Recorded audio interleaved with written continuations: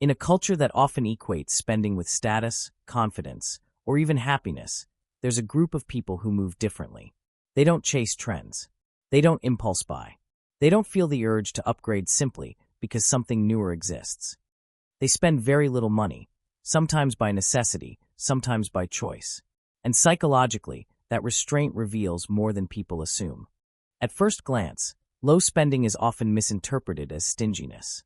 But spending behavior is rarely just about money. It's about security, identity, control, and emotional regulation. For some individuals, spending less is rooted in a strong security orientation. Their brain is wired to prioritize stability over stimulation. Where others experience a dopamine spike from purchasing something new, they experience relief from saving. Watching their savings grow produces calm. Financial restraint becomes a way of lowering uncertainty. In their internal equation, money equals safety.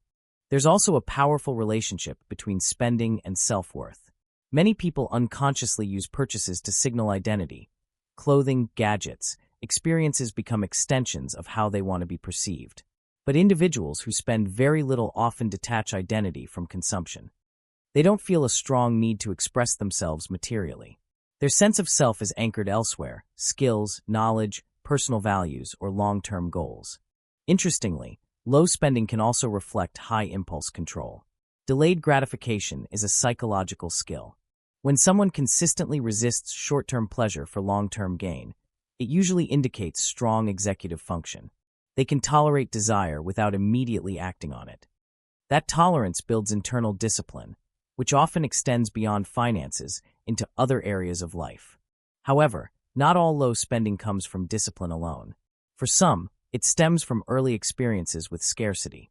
Growing up in financial instability can leave a lasting imprint.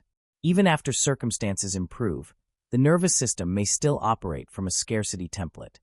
Spending triggers anxiety. Saving feels like protection. In this case, frugality is less about strategy and more about survival memory. There is also a philosophical dimension. Some people consciously reject consumer culture. They view excessive spending as distraction, clutter, or dependency. Minimalism, simplicity, and intentional living become psychological anchors. Owning less reduces decision fatigue. Fewer possessions mean fewer obligations. For these individuals, spending less is a form of mental clarity. But restraint has nuances. When spending very little becomes rigid, it can shift from discipline to fear. Extreme avoidance of spending may limit experiences, relationships, or personal growth. Money, like emotion, is meant to flow. Complete restriction can signal underlying anxiety or mistrust. The key difference lies in flexibility. Healthy frugality allows occasional enjoyment without guilt.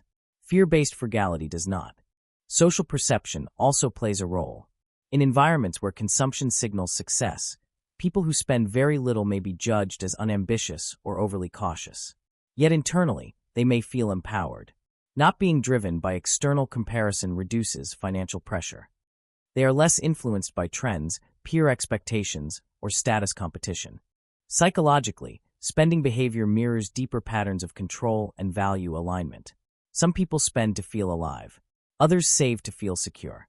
Neither pattern is inherently superior. What matters is awareness. Does your spending reflect your goals or your fears? Does restraint feel freeing or constricting? People who spend very little are not always cheap, anxious, or deprived. Often, they are operating from a different reward system.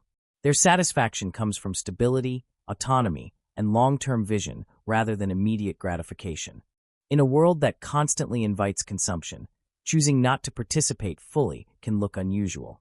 But sometimes restraint isn't limitation. It's deliberate self-control.